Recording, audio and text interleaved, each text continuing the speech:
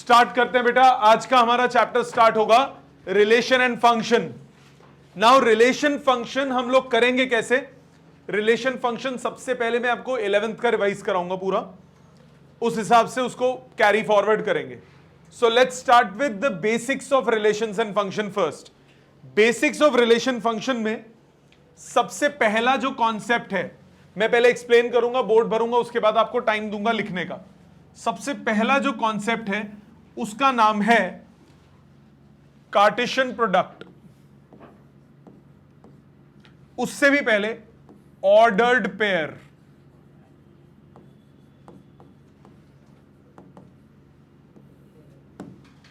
Ordered pair का मतलब क्या होता है? ऑर्डर्ड पेयर का मतलब होता है pair of elements in which order of writing matters। जैसे फॉर एग्जाम्पल कोऑर्डिनेट्स। मैंने बोला एक पॉइंट है, उसका कोऑर्डिनेट है 2,3, तो उसमें ऑर्डर मैटर करता है ना कि पहले कौन है बाद में कौन है। 2,3 इज नॉट इक्वल टू 3,2, तो वो क्या हो जाता है? Ordered pair. ऑर्डर्ड पेयर का मतलब अगर हम a, b लिख रहे हैं, इट डज नॉट मीन कि it is equal to b, a। Set में बराबर होता है। आप अगर सेट में a, b लिखो और सेट में b, a लिखो, एक ही बात है, कोई फर्क नहीं पड़ता। सेट में ऑर्डर का फर्क नहीं पड़ता, बट ऑर्डर्ड पेयर में फर्क पड़ता है। ठीक है, सो ऑर्डर्ड पेयर में फर्क पड़ता है। दूसरी बात, ऑर्डर्ड पेयर का मतलब क्या हुआ? अगर आप x, y को 1,2 लिख रहे हो, अगर आप x, y को 1,2 लिख रहे हो, तो इसका मतलब फर्स्ट एलिमेंट फर्स्ट के इक्वल, सेकंड एलिमेंट सेकंड के इक्वल। सो ऑर्डर मैटर करता है। पहला एलिमेंट पहले के बराबर, दूसरा एलिमेंट दूसरे के बराबर। इसका मतलब जो x की वैल्यू है वो 1 के इक्वल होगी और जो y की वैल्यू है वो 2 के इक्वल होगी। ये होता है ऑर्डर्ड पेयर। सबसे पहला कंसेप्ट याद आ गया। मैं स्टेप बाय स्टेप चलूंगा, पहले 11th का पूरा एक बार बेस दूंगा, फिर 12th वाले टॉपिक्स पे चलेंगे, टाइम जितना मर्जी लग जाए। सेकेंड पॉइंट, ऑर्डर्ड पेयर के बाद कंसेप्ट आता है Cartesian product. Cartesian product of sets. दो सेट्स का कार्टेशियन प्रोडक्ट कैसे रिप्रेजेंट होता है? A क्रॉस B से। कोई भी दो सेट्स का कार्टेशियन प्रोडक्ट रिप्रेजेंट कैसे करते हो आप? वो रिप्रेजेंट करते हो आप A क्रॉस B से। A क्रॉस B से मेरा मतलब, A क्रॉस B से मेरा मतलब, इसको हम लिखेंगे it contains an ordered pair x, y such that first element belongs to first set and second element belongs to second set।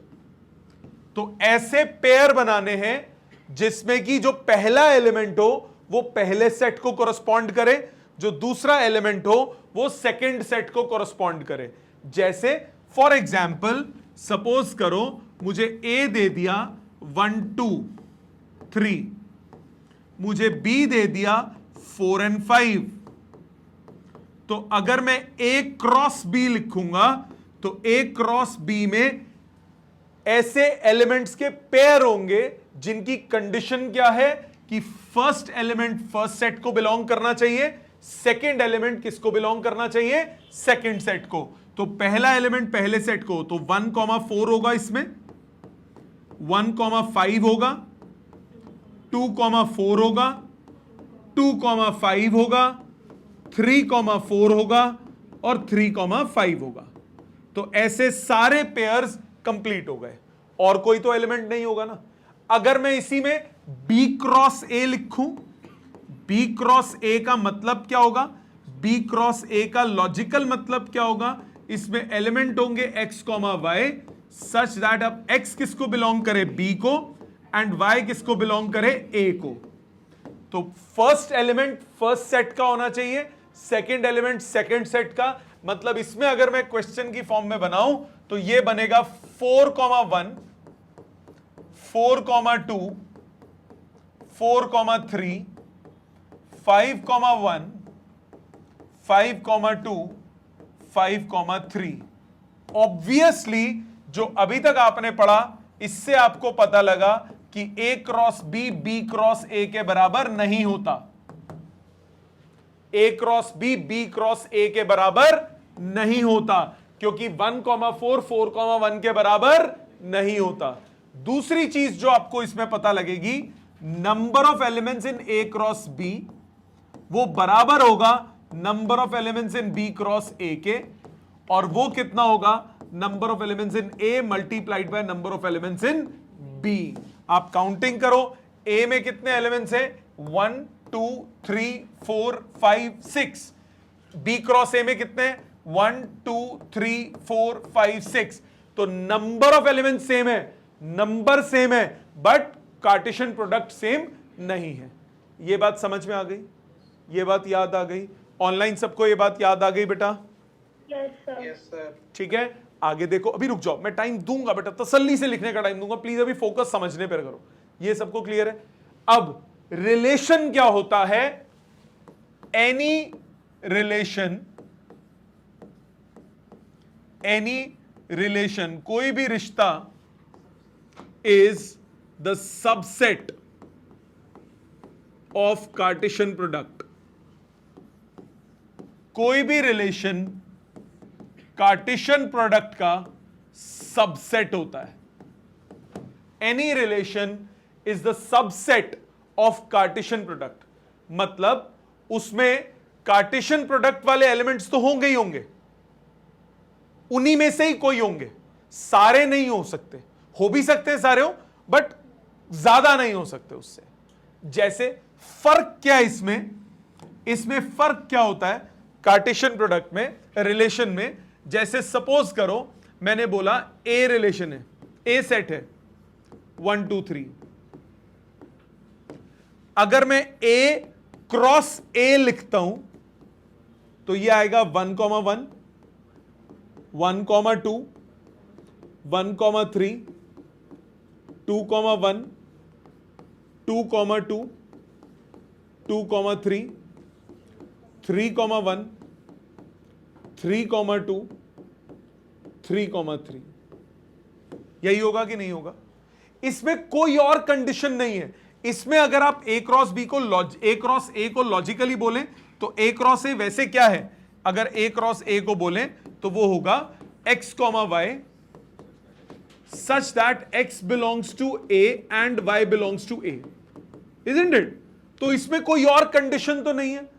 Relation में क्या होता है, कोई ना कोई एडिशनल कंडीशन होती है।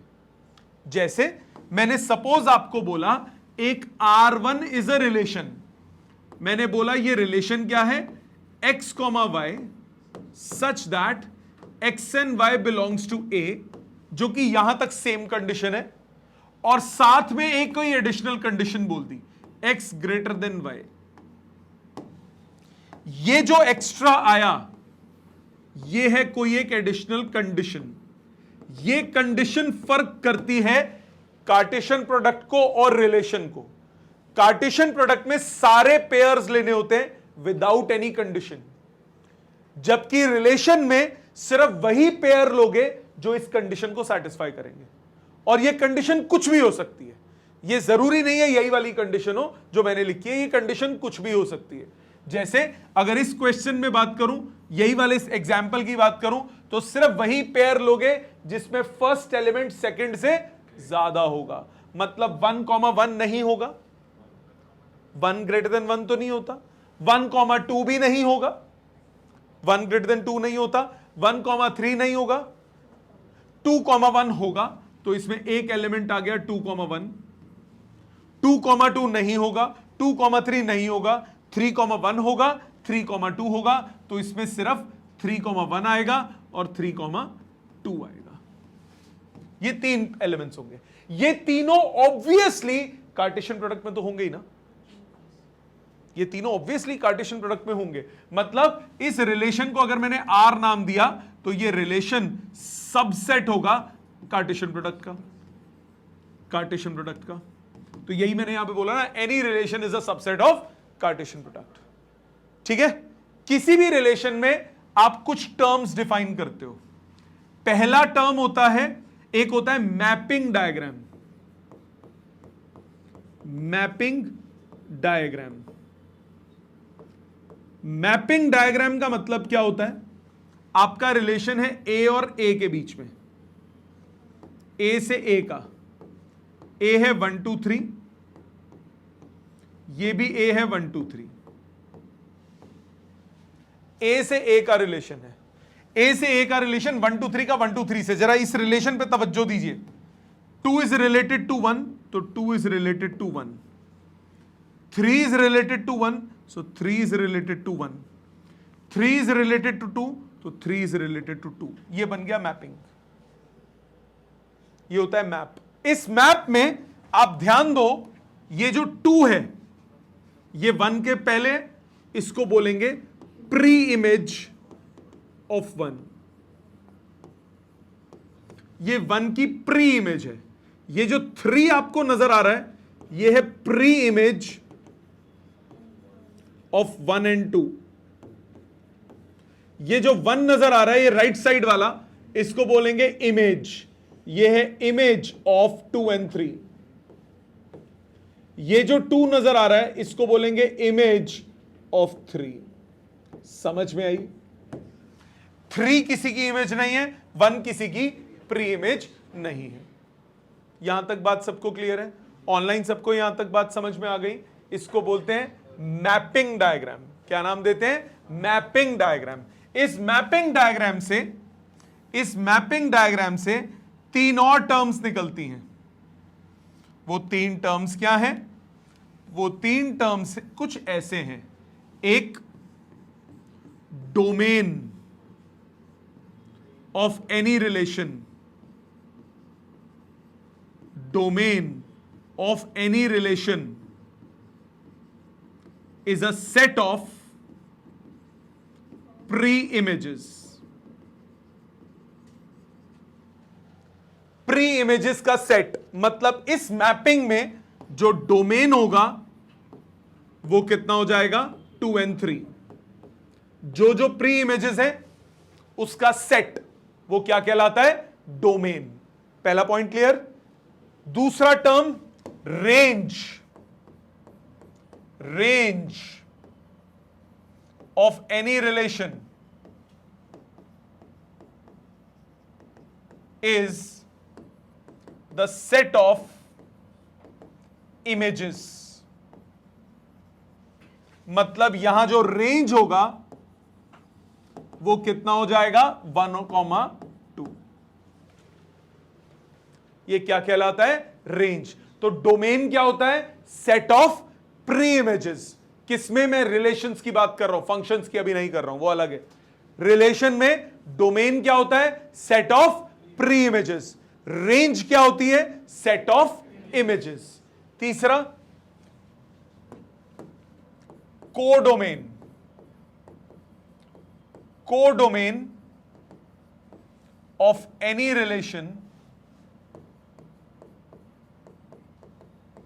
in A cross B is entire set B। बाद वाला पूरा का पूरा सेट, चाहे वो इमेज हो चाहे ना हो, उसको क्या बोलते हो? कोडोमेन। मतलब इस सेट में कोडोमेन क्या होगा? कोडोमेन होगा 1 2 3। समझ में आता है? इंडिया का झंडा क्लियर है? ठीक है, सबको समझ में आया बेटा? क्लियर? पक्का? पहले इतना लिखो, फिर हम आगे चलेंगे। अभी और एग्जांपल्स दूंगा डोमेन, कोडोमेन, रेंज के। ध्यान दीजिए एक पॉइंट पे। मैंने आपको क्या बोला? Any relation is a subset of Cartesian product. इससे क्या पता लगा? प्लीज ध्यान देना। पहला पॉइंट इससे पता लगा, अभी पहले भी बताया था, जस्ट उसको लिख रहा हूं। In Cartesian product we take all the possible values all the possible pairs in a relation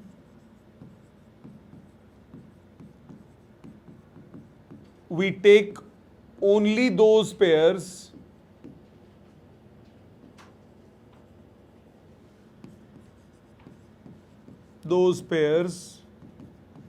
which follow the given condition. ये बात समझ में आती है ना? जस्ट जो मैंने बोला था उसको लिख दिया मैंने ताकि बाद में आप पढ़ो तो इजी रहे. ये बात क्लियर है? अब मेरे को एक बात बताओ, ध्यान देना. मैंने अभी आपको एक छोटी सी चीज बताई. मैंने बोला number of elements in A cross B, ये होता है number of elements in A multiplied by number of elements in B. इसी से एक और रिलेशन आप बना सकते हो. Number of elements in A cross A क्या होगा? Number of elements in A multiplied by number of elements in B. कोई दिक्कत? Sorry, in A. That means number of elements in A का स्क्वायर. राइट? अब ध्यान देना, एक formula जो आपने क्लास 11th में सेट्स में किया है. If a set has n elements, then the number of subsets वो होता है 2 to power n. इसमें कोई दिक्कत? कोई दिक्कत? अब जरा ध्यान से सुनिएगा, ध्यान से सुनिएगा. In a relation, in a Cartesian product of A cross B, A and B, the number of elements, ये हो जाएंगे number of elements in A multiplied by number of elements in B. Since relation is a subset of Cartesian product, relation जो है वो subset है Cartesian product का. Therefore, number of possible relations वो बराबर होगा नंबर ऑफ सबसेट्स के. मानते हो? मतलब नंबर ऑफ रिलेशंस कितने होंगे? नंबर ऑफ रिलेशंस होंगे 2 to the power number of elements in A multiplied by number of elements in B. मतलब ए सेट में सपोज 2 एलिमेंट्स हैं, बी सेट में सपोज 3 एलिमेंट्स हैं, तो कार्टेशियन प्रोडक्ट में कितने एलिमेंट्स हो गए? 6. तो उसके कितने सबसेट्स बनेंगे? 2 to power 6 ना, वही लिखा है. तो कितने पॉसिबल रिलेशंस बनते हैं? वो होता है 2 to the power number of elements in Cartesian product. Why? Because every relation is a subset. तो जितने सबसेट्स बनेंगे उतने ही नंबर ऑफ रिलेशंस होंगे. Similarly, in a relation of A cross A, number of subsets which is equal to number of relations, वो हो जाएगा 2 to the power number of elements in A का square. इसके total number of elements कितना है? Number of elements in A का square. इसको bracket ऐसे लगा दो, इजंट इट? तो उसका स्क्वायर हो गया कि नहीं? बेसिकली आप खुद सोचो यार, ये दोनों बराबर होंगे तो एक का स्क्वायर हो गया कि नहीं हो गया? सो ये नंबर ऑफ रिलेशंस निकालने के काम आएगा. ये 1 मार्क के क्वेश्चंस बन सकते हैं इस पे एमसीक्यूज में. ठीक है, समझ में आ गई? अब कुछ एग्जाम्पल्स देखते हैं. जितना भी हमने पढ़ा एक बार उसको एग्जाम्पल में समराइज करते हैं. जैसे फॉर एग्जाम्पल मेरे पास ए सेट है 1 2 3. अगर मैं a क्रॉस a लिखता हूं तो ये होगा x comma y such that x and y both belongs to a।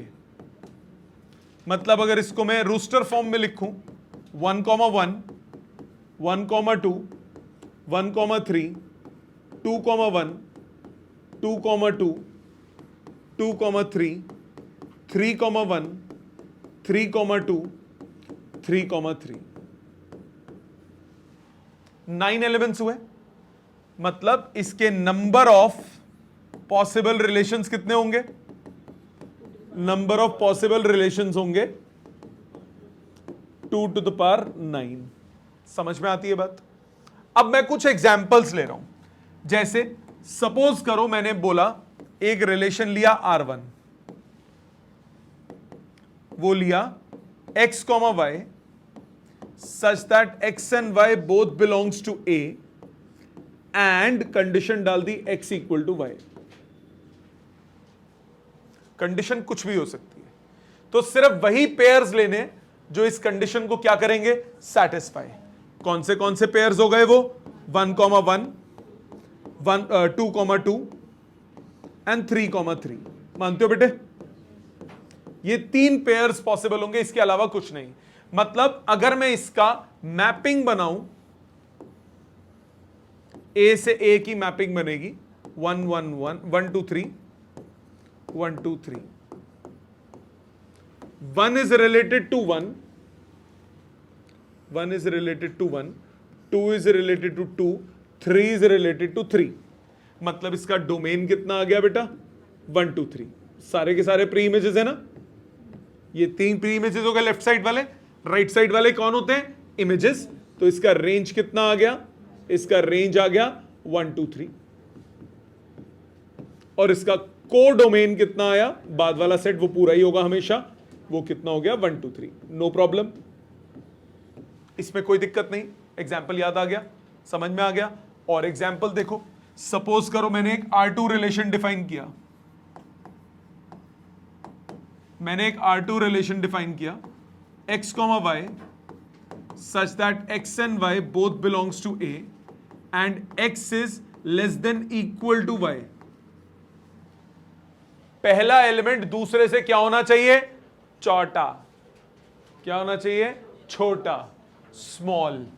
क्या होगा ये? 1 कॉमा 1, क्योंकि इक्वल भी है यहां पे, 1 कॉमा 2, 1 कॉमा 3, 2 कॉमा 1 नहीं होगा क्योंकि 2 बड़ा हो गया, 2 कॉमा 2, 2 कॉमा 3, 3 कॉमा 1 नहीं होगा, 3 कॉमा 2 नहीं होगा, 3 कॉमा 3 होगा। समझ में आ गई बात? क्लियर? इसका मैप बनाते हैं। इसका अगर मैप बनाऊं, ये है A, ये है A, 1 2 3 रिलेटेड टू 1 2 3। मैपिंग करो। 1 is related to 1, 1 is related to 2, 1 is related to 3, 2 is related to 2,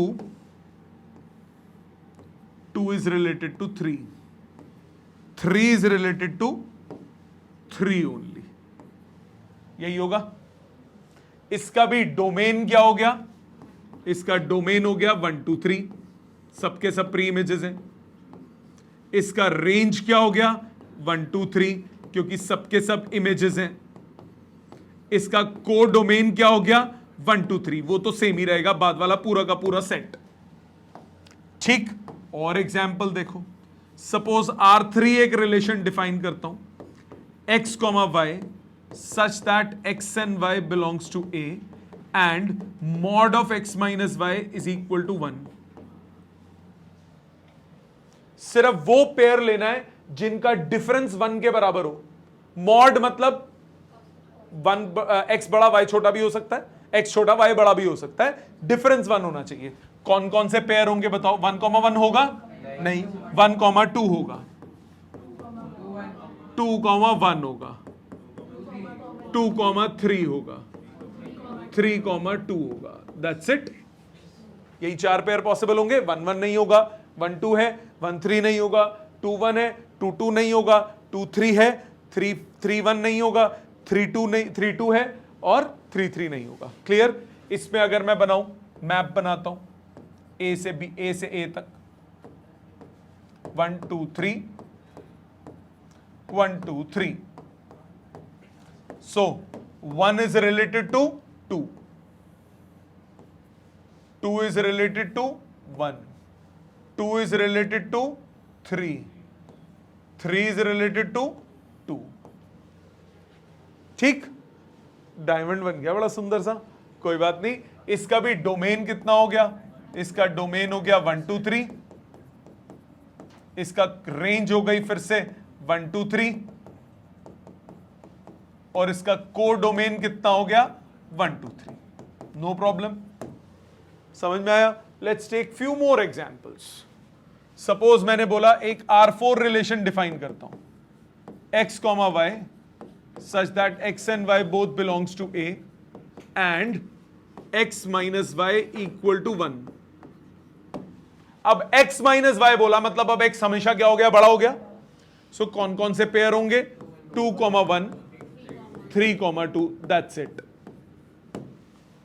ठीक है, अगर इसका आप मैपिंग बनाओ, a और a का रिश्ता 1 2 3, 1 2 3, 2 is related to 1, 3 is related to 2। इसका डोमेन कितना हो गया? 2 3। इसका रेंज कितना हो गया? 1 2। और इसका कोर डोमेन कितना हो गया? 1 2 3। इजी। एक और देखो फिर इसी बात पे, R5 एक डिफाइन करते हैं। कितने कर पाऊंगा टोटल? 2 to power 9, 512। इतने नहीं करने वाला मैं, कुछ ही एग्जांपल दे रहा हूं सिर्फ। R5 मैंने बोला x, y such that x and y both belongs to A and x minus y is greater than 3। दो का डिफरेंस 3 से बड़ा है कोई पेयर? नहीं होगा। सो ये होगा एम्प्टी रिलेशन। इस टाइप के रिलेशन को बोलते हैं एम्प्टी रिलेशन। कोई मैपिंग नहीं। इसका डोमेन क्या हो गया? Empty set. इसकी रेंज क्या हो गई? Empty set. इसका कोर डोमेन क्या होगा? 1 2 3 पूरा। वो तो चाहे इमेज हो चाहे ना हो, फर्क नहीं पड़ता ना। समझ में आई बात? एक और एग्जांपल देखते हैं इसी बात पे। R6 last example, x, y such that x and y both belongs to A and x minus y is less than equal to 3। Mod भी ले लेता हूं। सारे पेयर्स हो गए कि नहीं हो गए? सबका डिफरेंस किसके बराबर है? 3 लेस देन इक्वल टू 3 है ना, तो ऑल पेयर्स। सो 1 1 1 2 1 3 2 1 2 2 2 3 3 1 3 2 3 3। इस टाइप के रिलेशन को बोलते हैं यूनिवर्सल रिलेशन। इस टाइप के रिश्ते को क्या बोलते हैं?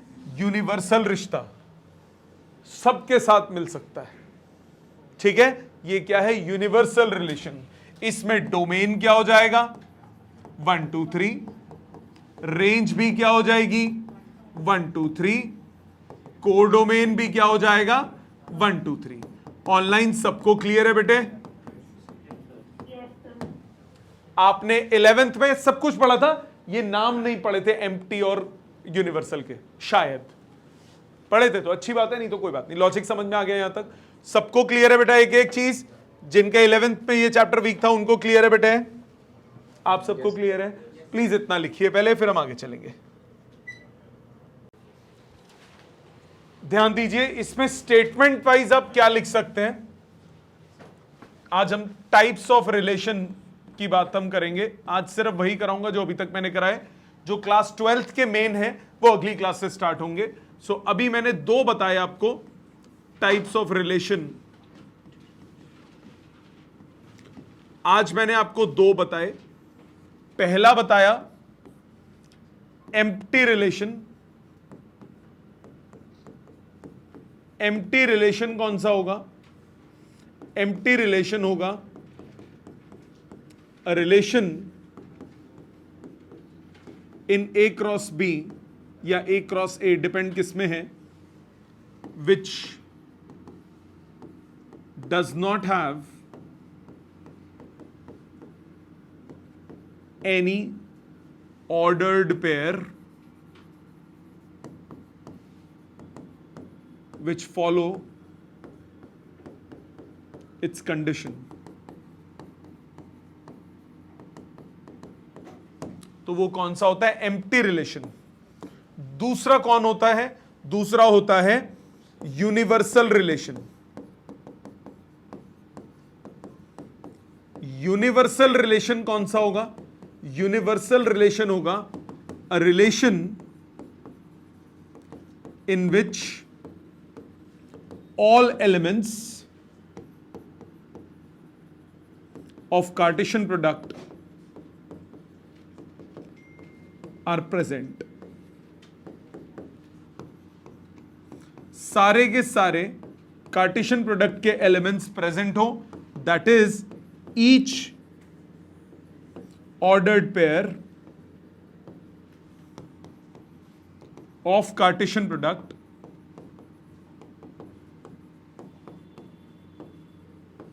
follows its condition। उसकी कंडीशन को सारे एलिमेंट्स क्या करें? फॉलो करें। ये दो अभी हमने पढ़े। जो अगली क्लास में हम पढ़ेंगे वो होंगे 3 और, वो अगली क्लास में डिटेल में आएंगे। उन 3 का नाम है रिफ्लेक्सिव रिलेशन,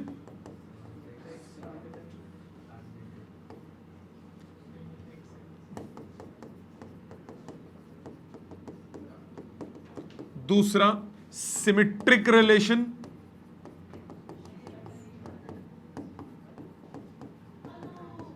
और तीसरा ट्रांजिटिव रिलेशन। ये हम नेक्स्ट क्लास में पढ़ेंगे। अभी ये जो हमने किया ये क्लास 11th का रिकैप था, उसमें ये 2 चीज हमने की जो कई बार 11th में नहीं करते पर होनी चाहिए थी। ठीक, आज का काम क्या है? आज का काम है रिवाइज करना है पूरा, जितना भी हमने किया वो एक एक चीज रिवाइज करेंगे। अगली क्लास में 12th का मेन सेक्शन शुरू हो जाएगा। ठीक है, थैंक यू वेरी मच।